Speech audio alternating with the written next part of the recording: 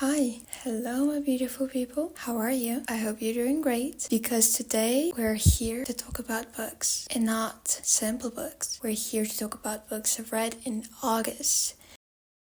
Grab your drink of choice. For me it's coffee because if not for coffee, I might fall asleep.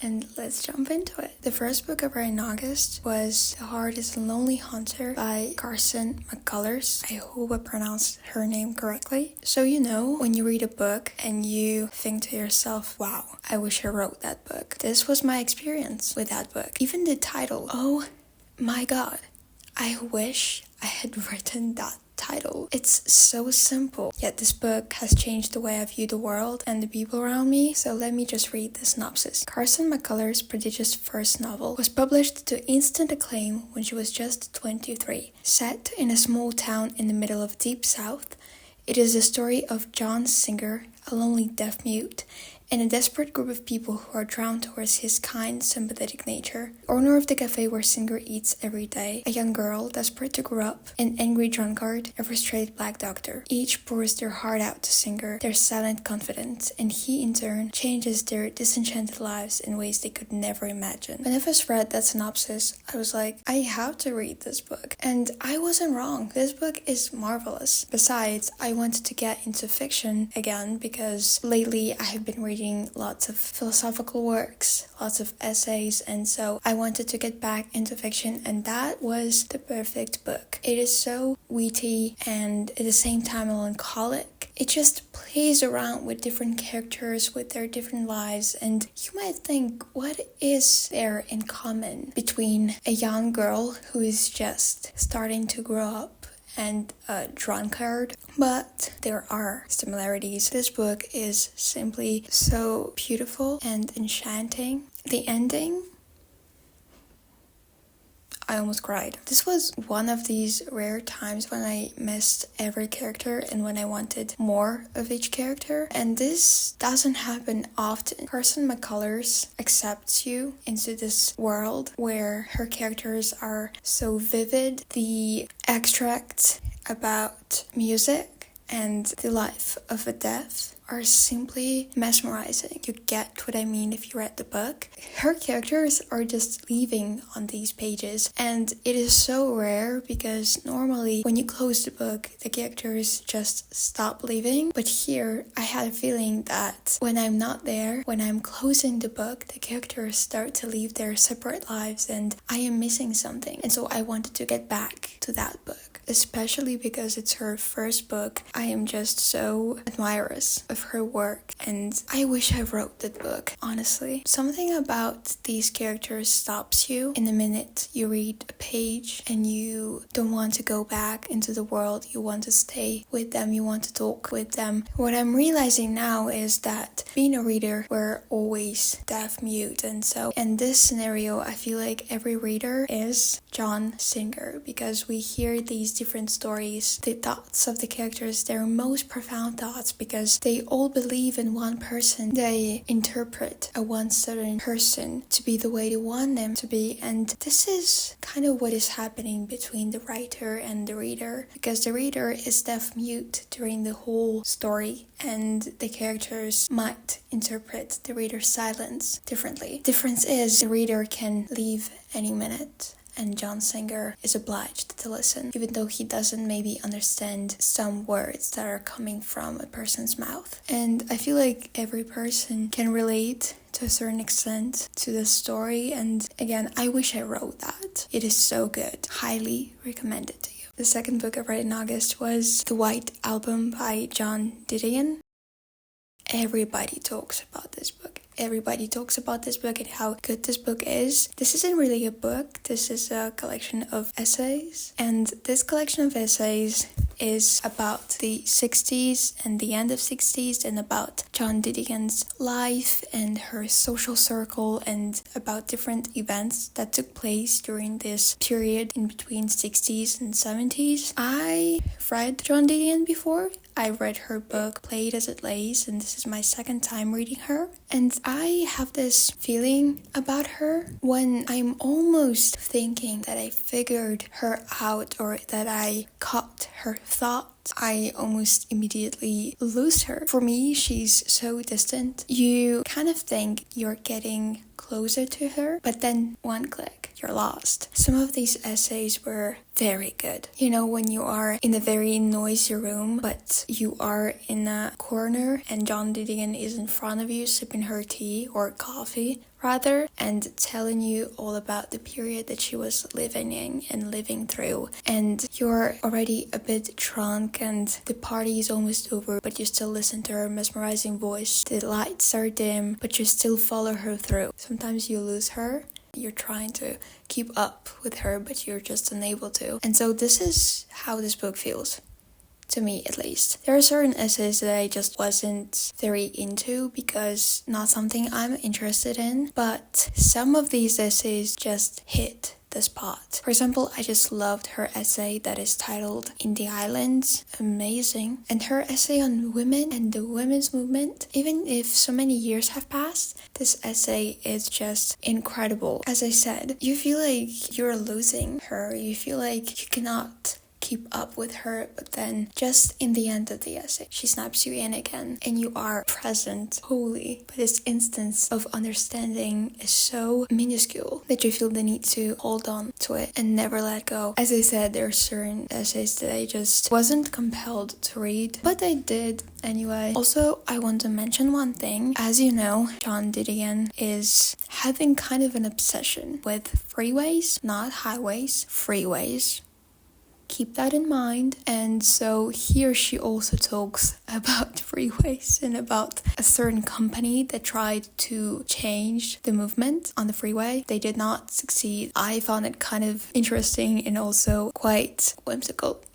As you can see, this book is full of very diverse topics and they're all about the 60s and 70s in California. So yeah, this was the second book I read in August. Now, the third book I read in August was by Albert Camus and it's titled L'Homme Révolté, or in English, The Rebel, as simple as that. But oh boy, was it a book. It's not even a book, it's just a beast of some sorts. I needed to take a break after reading that book, and I've read this book for 3 days, maybe. I had to take lots of pauses throughout this reading process because you can't read that in one sitting. You can't. It's impossible, at least to me. I always loved Albert Camus. One of my favorite books of his is La Peste and A Happy Death. They're my absolute favorites. I love them, but they are fiction books. But I also love Albert Camus when he's more of a philosopher, okay? In all of his books, there are existential topics and questions, but he doesn't really get into it. He does get into it in his essays. And he published numerous essays. He also has an essay that is titled The Myth of Sisyphus. And if you read that book, that essay, you know that there Camus explores the nature of suicide and the purpose of life and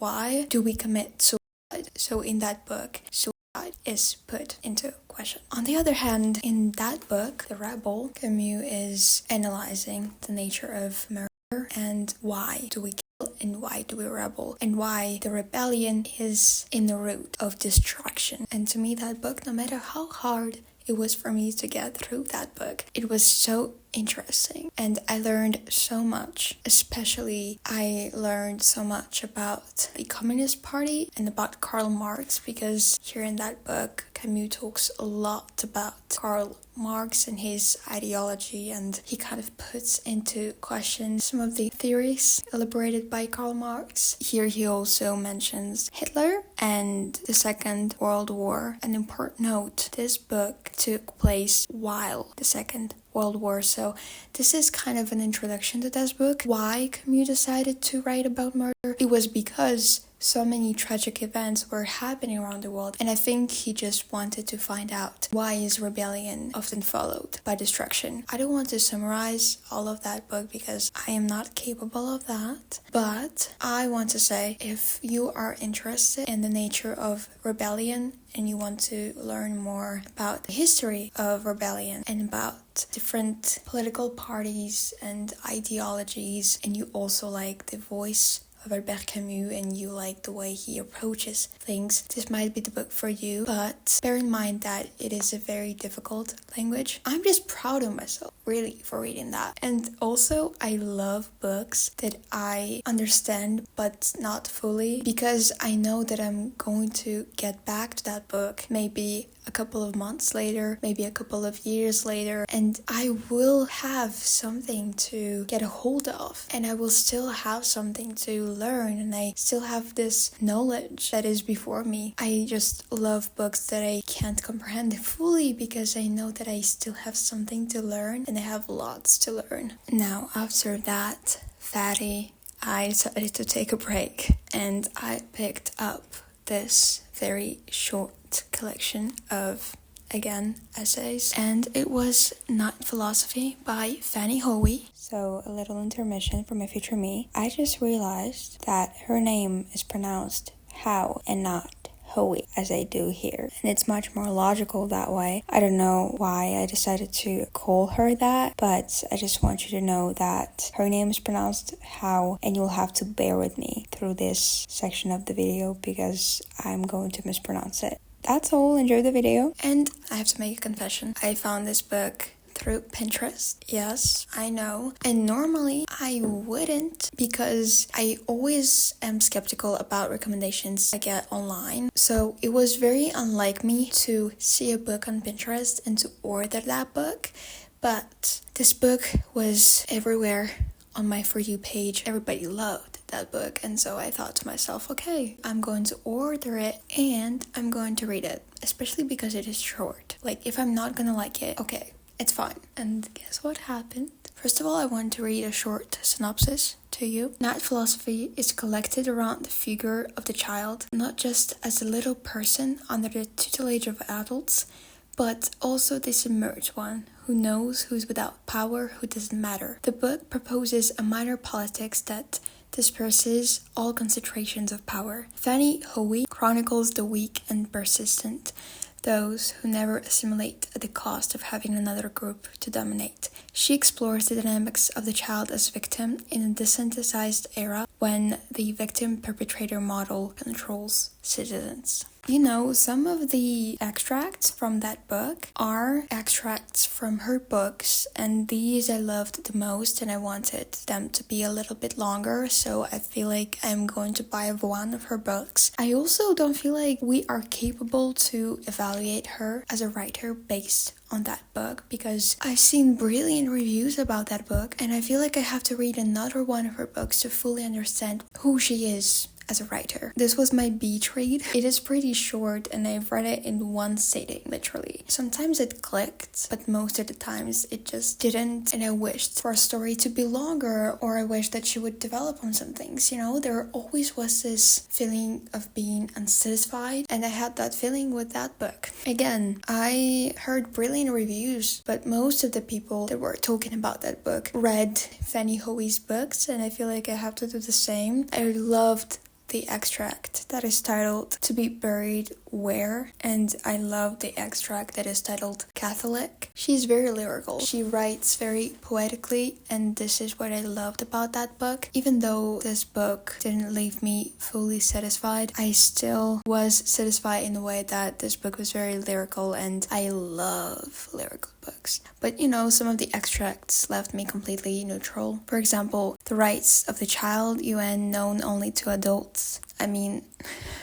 okay. I might order another one of her books, but so far, if you don't have anything to read on a beach day, grab that book and tell me what you think. Now, the last book I read in August is by Simone de Beauvoir, and it is titled L'Invité, and she came to stay in English. I wanted to read that book since November of 2022. I saw it in the bookstore, but I wanted to read that book in French. So I came to my local library and I saw it and I borrowed it. Although maybe a little bit too late because it's been 2 years. But anyway, I was very surprised to learn that this book is actually a real story and that Simone de Beauvoir and Jean-Paul Sartre had an affair with 2 girls, if I remember correctly, and that basically this story is an autobiography, maybe with just some fictional details, but this is not a biography. I was very surprised to learn that, but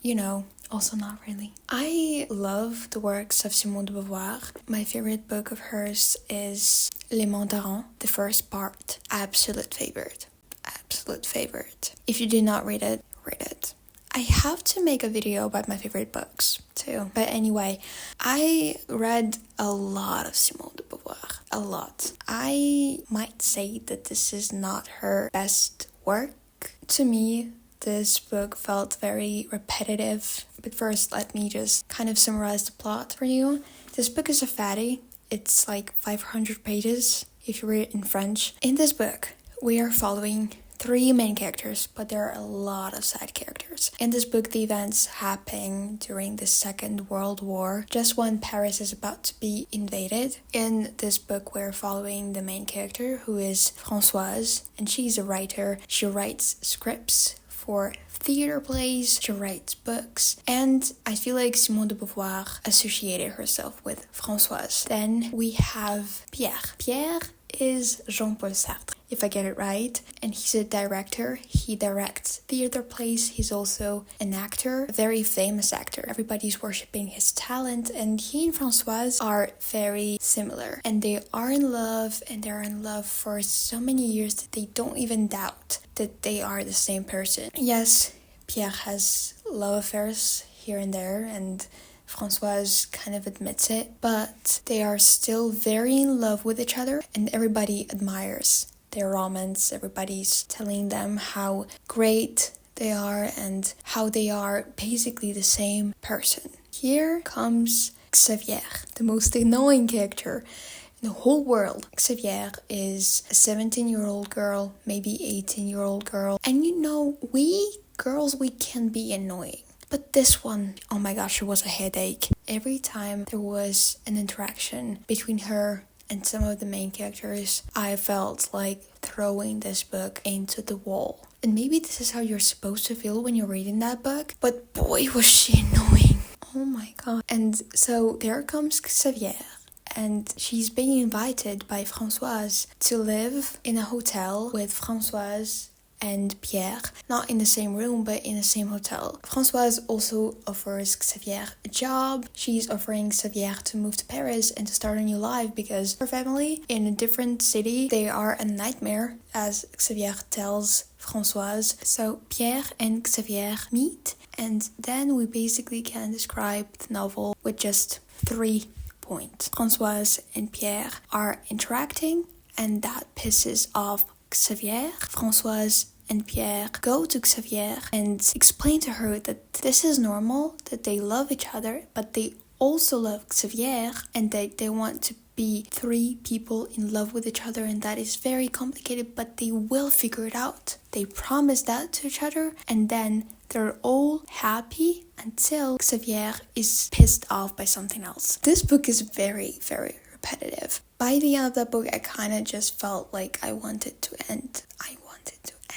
Also, this is not a simple romance. There are lots of existential questions, and one of the main questions in that book that we are being introduced to as readers is, how can one consciousness be present and be individual when confronted with another consciousness? So here is the battle of 3, not human beings, but individual consciousness who are trying to be one. And it is a very philosophical take on romance, and I'm not surprised because, after all, it's Simone de Beauvoir. And I feel like it would be much more interesting to read that book if you already know that this is an account of a threesome between Simone de Beauvoir, Jean-Paul Sartre, and another girl. All in all, this book feels like a vicious circle, but there are lots of twists and turns. You're actually very, very into the plot. You're never bored. This is a good thing about that book. You're never bored. Like, there's actually so many characters and there's lots of action. There's always something happening. I'm not going to say that this is the best book I read by Simone de Beauvoir, but it's definitely not the worst. If you're into romance, but if you're also wanting to be with lots of plot twists and philosophical takes, this is the book for you. So, these were all the books I've read in August. Let me know what you think about these books in the comments. Maybe you read some of them, maybe you didn't. I'm going to finish my coffee now and probably go on a walk. Promise me that you're going to go on a walk too, and that you're going to grab a good book and read it in the park. Thank you for watching this video. I hope you liked it. I wish you all the best, and bye.